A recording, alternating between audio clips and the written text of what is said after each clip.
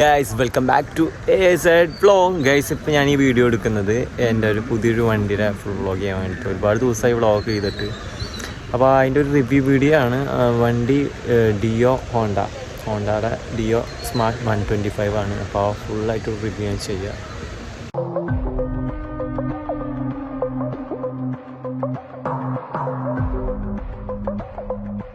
What kind of monster are you?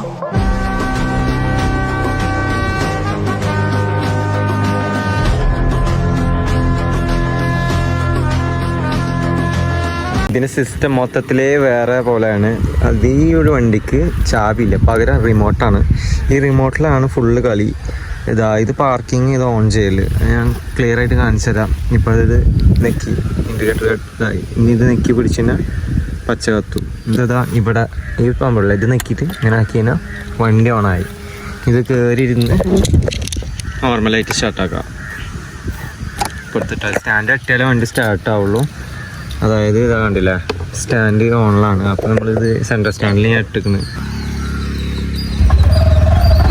ഇതാണ് ഇതിൻ്റെ ഒരു മോഡ്. ഇതിൽ ഒരുപാട് മോഡുണ്ട്. ഈ റൺ ചെയ്യിപ്പിച്ചിട്ട് ഞാൻ കാണിച്ചു തരാം. ജസ്റ്റ് ഒന്ന് സിംഗിളായിട്ട് വ്ളോഗ് എടുക്കുന്നത്, അതുകൊണ്ടാണ്.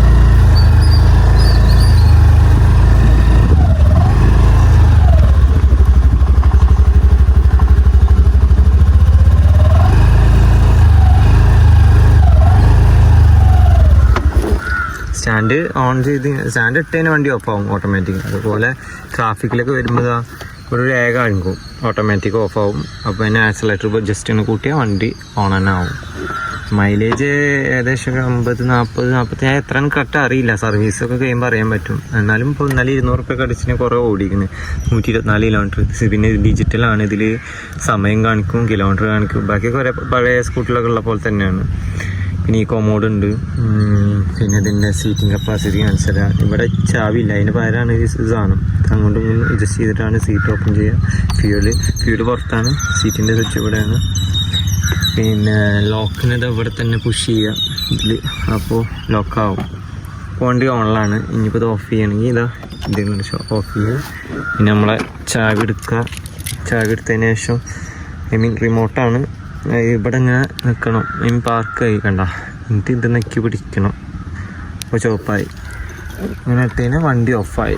ഇനിയിപ്പോൾ ഒരാൾക്ക് പുറത്തുനിന്ന് വന്നാൽ വണ്ടി എടുക്കാൻ പറ്റില്ല. അതാണ് ഈ ഒരു വണ്ടിയുടെ പ്രത്യേകത. ഈ വണ്ടിക്ക് പിന്നെ പ്രത്യേകത എന്ന് വെച്ച് കഴിഞ്ഞാൽ എലോ വീലുണ്ട്, ഡിസ്ക് ഉണ്ട് വണ്ടിക്ക്.